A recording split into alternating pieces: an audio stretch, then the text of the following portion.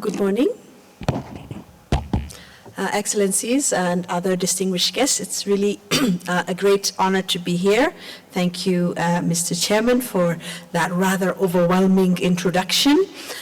I'm really excited to be at my first e-learning Africa, although I am also very happy to hear and would like to congratulate the organizers on achieving their 10th e-learning Africa. I'm not formally considered an educator, so I feel pretty thrilled to be here among many of you who are educators. But I do think that what I've been doing for most of my career and most recently over the last 10 years is really about focusing on people and trying to, infuse knowledge and build capacity and build systems around people and really engage in a massive learning experiment. So I think that being here makes a lot of sense for me, so thank you very much for having me. And that said, I'd like to share the experience of building a market here in Ethiopia and also with the new company that I have launched a couple of years ago, really trying to transform the African landscape by building effectively functioning commodity markets across the continent in such a way as to transform lives, and really doing so with a very high technology orientation as the backbone of what we're trying to do something disruptive, as the previous speaker said. So that said, I think the first recognition is that we are, when we talk about commodities, and I think the first speaker talked about, using knowledge to ensure fairness and to ensure that people get the right prices. And I was very happy when he mentioned that because he is an educator. And I thought, okay, well, that's a good lead-in to really start by even changing the mindset that when we talk about agriculture, we think of the small-scale farmer. We don't often think of them as business people, but in fact, agriculture in Africa is, or anywhere, is business, and agriculture in Africa at the moment presents a massive growth opportunity. That if we can create structured trading solutions, organized markets to capture that value, then we can further catalyze growth in the agricultural sector. I also start with the idea that Africa is ready, and I think the previous speaker spoke to the tremendous potential and the youth factor in Africa, but there's also another tremendous potential which is under the ground and on the ground and even in the air, which is this asset, the commodities that we have really been as a continent almost largely exploited rather than benefited by. And so if we look at a map of Africa and all the major plays that Africa has in the global market and the potential to really become a global market arena, in particular commodities, in fact some of which we are already having a market dominance. If you think of cocoa in West Africa, that is in fact 4 countries in West Africa currently constitute 83% of global production. And yet those small farmers are not harnessed into formal trading systems where they have a transparent pricing modality where they can actually really capture the value of this very, very significant asset that they have. And I could go on and talk about coffee or cotton, not to even mention the minerals, etc. So the impetus for what I've been doing is really to find a better way to do business and a better way to enable Africa's farmers to improve their livelihoods. And so the institution that I have been very much focused on, among several other ways of building markets, is to establish commodity exchanges. And for some of you who are not in this field, I wanted to just have a little statement of the basics and really talk about what it is itself, a commodity exchange. And it's essentially a market connector. It's a way to bring buyers and sellers together, but doing so in the most reliable, efficient, and transparent way around a set of standards on the product, quality standards, on the delivery, the warehouse receipting, and the standards of the quantity, the standards lot sizes, and then standard trading terms in terms of the price quotation basis, the delivery basis, the settlement on the fund side, how the money or the funds, the payment comes in from buyers and is transferred to sellers, and then also a very transparent system where everybody, so to speak, has access to the same information, so that we are basically eliminating or at least reducing what we call information asymmetry, which is, often the basis for market manipulation, for market failures, where some people have access to information and others don't. So this idea that we can build a reliable and efficient market to really bring thousands and millions of people into a common marketplace means that we are also establishing a common language that the market speaks, a common understanding of how the market works. And that's where the education and the learning comes in. And I once remember somebody told me that when we embarked on this exercise in Ethiopia, and we said, we're going to build a market for the little guys. We're not building a market for the suits, the MBAs from Harvard or London Business School. We're really going to build a market that anybody can use in Ethiopia, the smallest farmer and the smallest retailer, and connect these entities end to end in a reliable and efficient way. And somebody said, what you're really doing is literally moving an entire country, a few inches in terms of just shifting the understanding of how the market would work across the board, whether it's the banks, the transport companies, the sacking companies, the wholesale aggregators, the retailers, and so on, and the farmers themselves, of course, etc. So this said, I think I'll go back to a very fundamental point, because there's no point in doing anything, in my view, if there's no need for it. So why we want to do this in Africa, and why I've spent a lot of time in my career focused on building commodity exchanges, is because we have a tremendous need, or a problem, I should say. African commodity markets are inefficient, uncoordinated, high contract risk. You trade with somebody, you don't know if you're going to get the quality you've contracted for. You don't know if you're going to get it at all. You don't know if you're going to get it on time. If you're a seller, you sell something and you're not sure when you're going to get paid, or at all, or in full.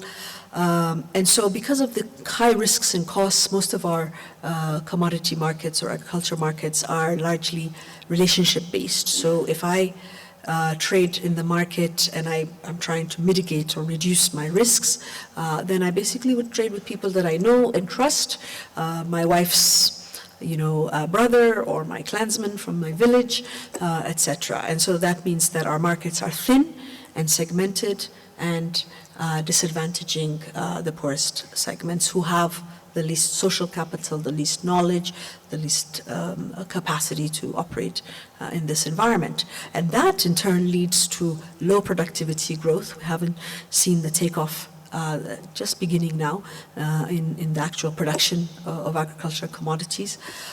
This has a negative impact on food security, on processing and post-harvest management of the commodity.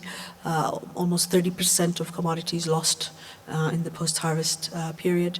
And then weak export performance. So all things which we can, if we have a solution, really see an impact on.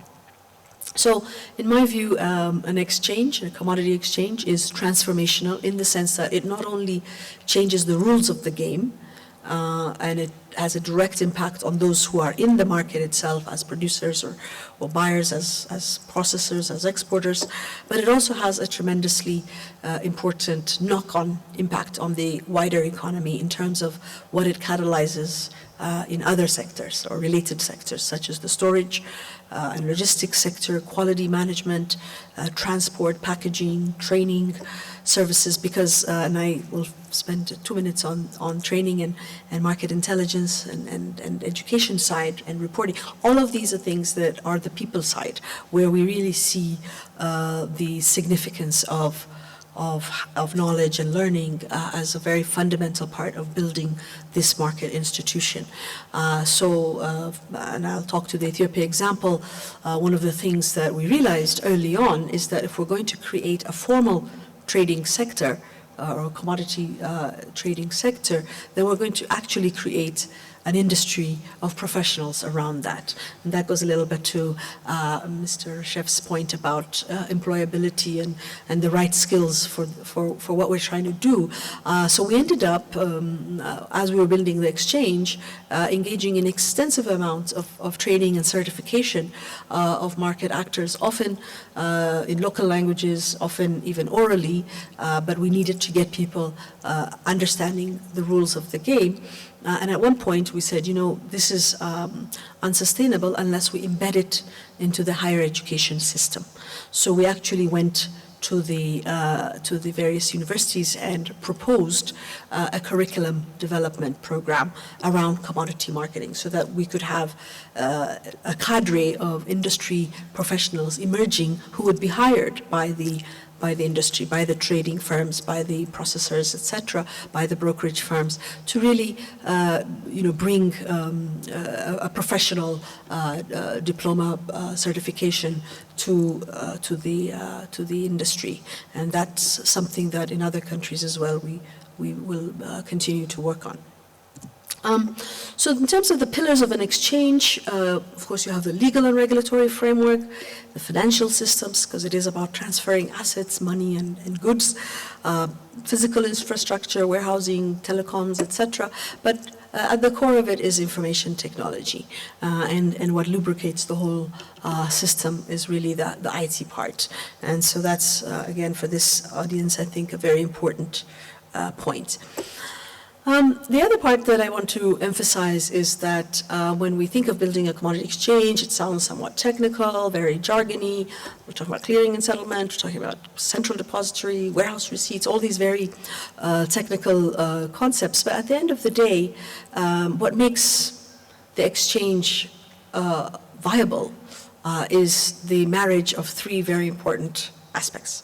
One is that there has to be a need expressed. People have to be feeling the pain of market failure. There has to be will, whether it's political will or the will of the stakeholders themselves. And then there has to be the right solution. And that solution is all about the people that this market is being built for. And so it's really not about going to the Chicago Board of Trade, the world's historically first commodity exchange from 1848, and taking that model and trying to copy paste it into Ethiopia or Ghana, nor is it even about going to emerging markets, China or India. I mean, we went to all of these markets, and we did a tremendous amount of learning about how they had been developed. But at the end of the day, each market develops in its own context, tailored to the people it's trying to serve. So what we have done in Ethiopia and in our current work in other parts of Africa, our philosophy always is that the exchange has to be the exchange for that context and not some kind of a copy-paste or cookie-cutter solution. The core value proposition behind the exchange is integrity, whether it's integrity of the product, through the grading and warehousing and having it physically delivered to a known location, the integrity of the transaction through making sure that the trade on both sides involves tangible assets that actually exist, so that you cannot buy without having a pre-trade cash deposit that the exchange has visibility on and reconciles against you. So one of the rules, simple rule, is that you have to shout loudly, otherwise you can't be heard, and maybe only the person next to you is going to hear your particular price declaration, and maybe you're doing that on purpose because you don't want everybody else to hear. You already have a arranged deal with the guy who's standing next to you in the pit. So one of the rules that we enforce is that to be competitive, everybody should be, openly and audibly declaring their bids and offer prices. Of course, when we go to an online trading system, then that problem goes away. So some of these things resolve themselves with technology itself. But the integrity of the actor means that when we are talking about the rules of the system, when you deliver your funds to the system, when you deliver the goods, how you take delivery, all of that requires certification. First training and also certification. So there's an entire really industry that builds around ensuring integrity of the actor, both on the front end, which is the training and certification, and on the back end, which is compliance monitoring and rules enforcement and even disciplinary actions. So all of this is part of what we talk about when we're talking about building an exchange. I want to spend a few minutes giving you a flavor to this, so far a little bit theoretical exposition, which is to talk about the experience of building the market here in Ethiopia, the Ethiopia Commodity Exchange, which was, as I said earlier, about building a market, but really about transforming lives and livelihoods. We started out in 2008, as I believe was said by the introduction, and at the present, the exchange has 350 members, around 14,000 clients who trade through members, of which 12% of the membership are made up of farmer cooperative unions, representing 2.4 million small farmers. So this is truly a market that has sort of gone beyond the traditional concept of an exchange, which is something highly restricted to a small number of rather well-endowed and big brokerage firms, the suits, in other words. So this is a market, if you will, for the masses. The trading annually is around 600,000 tons of various agricultural commodities, around $1.4 billion in trade value, and annually 100 to 120,000 individual transactions.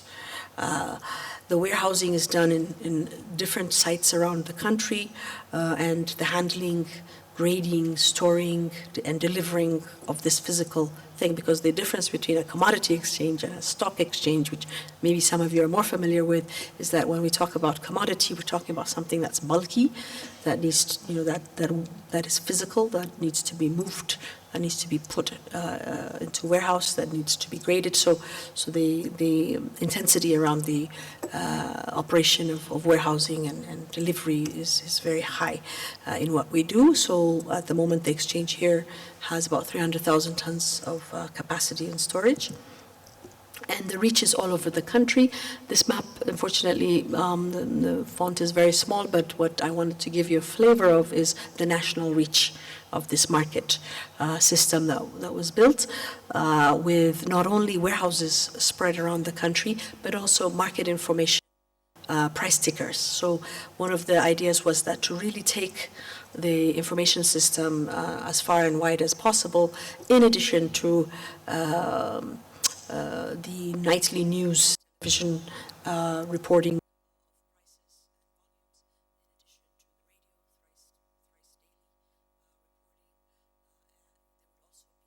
real-time feeds to price tickers in public places around the countryside. Right now there are, I think, about 180 places around rural Ethiopia where you can, in a sort of, let's say, market center, find these prices, showing the current real-time updates of prices. And then, in addition, there's SMS, about 1 million subscribers getting feeds into their mobiles, and then a call-in service for those who may not have a mobile or be outside of the grid, or may not be able to read and write. And so therefore they will call in on a toll-free number, IVR it's called, Interactive Voice Response, and basically go through a guided menu in local language to get the real-time price update. So that system currently gets about 1.2 million call-ins a month, and as I said, 800 subscribers on SMS. So I think I've already talked a little bit about the market data on the clearing side, which in itself is also a very big deal, because when I was working at the World Bank in the early 2000s, I came on mission to Ethiopia to actually do a coffee market study. And two things happened. One is, this was in 2002, two things happened. One is that I went to the Coffee Authority as a World Bank professional, and wanted to get a price series in order to do analysis of the relationship between the Addis Ababa coffee prices and the New York prices. And I was told, okay, well, if you want to get prices, and I'll tell you a funny little story. There was, in the office that I was meeting the Director General, there was on the coffee table a magazine, and so he got up to take a call, and it was a magazine of the institution. So I was flipping through it, and I noticed the back few pages there was prices all listed out of the last months of prices of coffee. So I was there to ask for coffee prices, and I said, how can I get a data series price information? And they said, oh, well,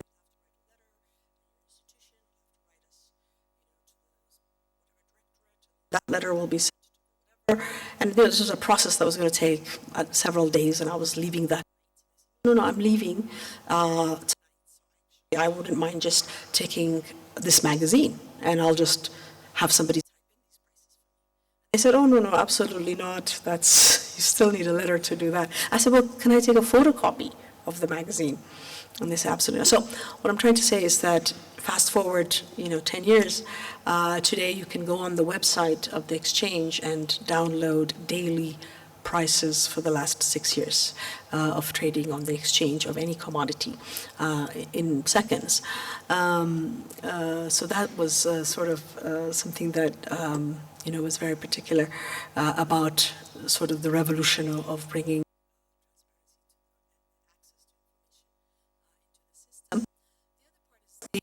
settlement. Again, on that same mission, what we found out is that there were many people committing suicide in 2002. As it happens, some of you who are here will remember this, but the exporters who were buying coffee from farmers or small traders would write blank checks.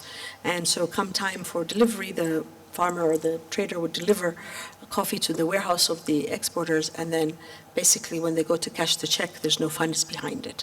And so that led to, inability to pay off their own loans, fertilizer loans, school fees, etc. for their children. So there were actually some very, highly sort of scandalized cases of people committing suicide in the coffee production areas. And later on, I realized this also was happening in the sesame area. So this default on payment was also a very big deal. So on that side, we set out to create a system where 10 banks, all the commercial banks in the country, would be included in the exchange's clearing and settlement system, so that every day on a next day basis, so if you trade today, by the next day, 11 a.m., any seller is transferred the funds to their personal account. And that in Africa is actually revolutionary, in that even the stock exchanges that exist, whether it's Johannesburg, Nigeria, Nairobi, etc., are only transferring payment on a T+3 or third day after trade basis. So our objective was that this was going to be an absolutely reliable market where all risks really would be as far reduced as possible. The other part is warehouse receipt financing, which is a way to essentially take the commodity that's in the warehouse and that a warehouse receipt has been issued for, and treat it as collateral in a country where many people don't have access to finance because they don't have building or big equipment or other forms of acceptable collateral. So why not treat the asset itself, the commodity itself, as an asset that can be collateralized? So that's a system that we also built in addition to the rest of the services that I described.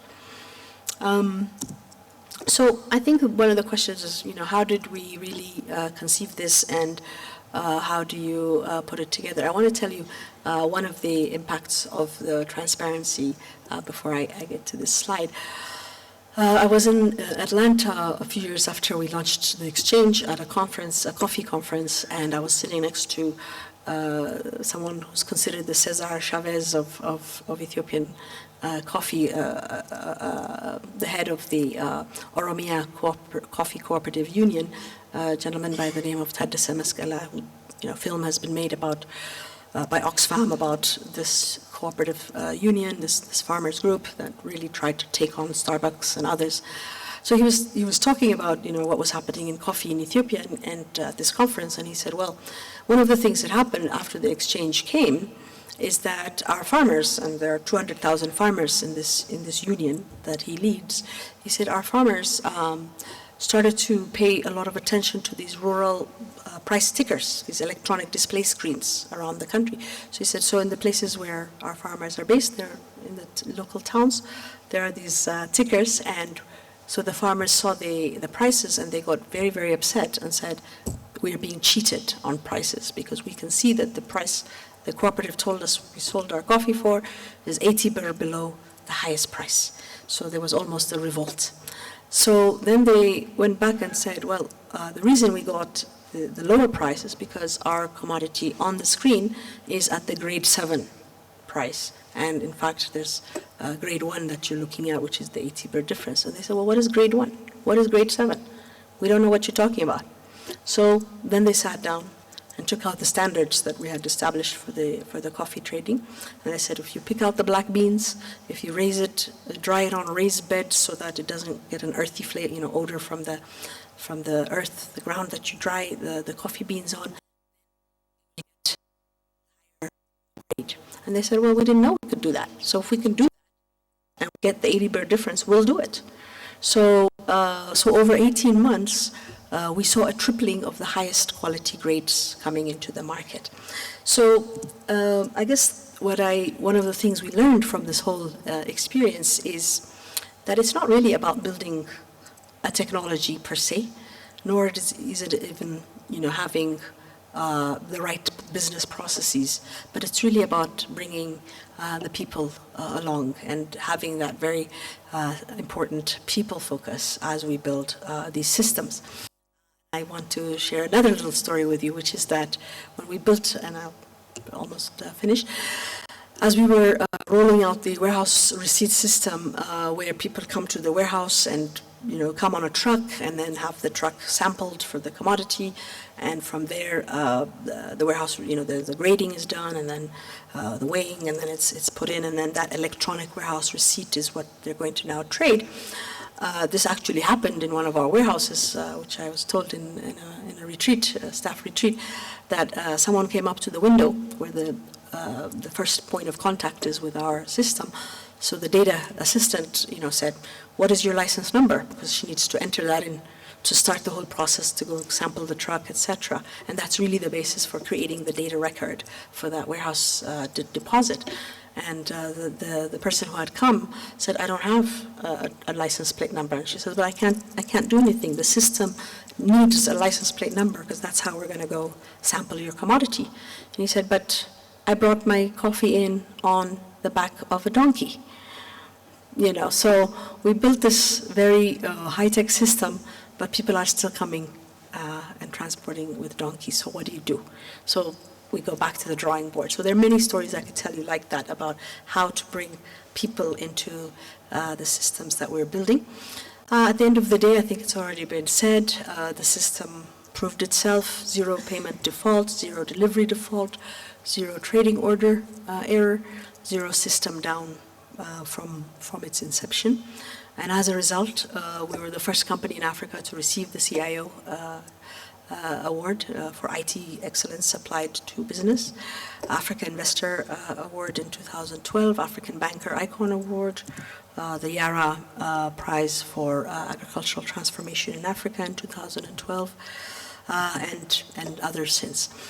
And I think I've already talked about the impacts in terms of quality, tripling of high quality volumes, transparency, transparency, taking the share of the farmer's price from 38% to around 60 to 70% in the case of coffee, and other impacts similar in sesame and beans, bringing small actors into not only a national but an international market, and consolidating informal businesses into formal trading businesses. But the most is to show what can be done and to bring hope in a place where really people didn't think it was possible.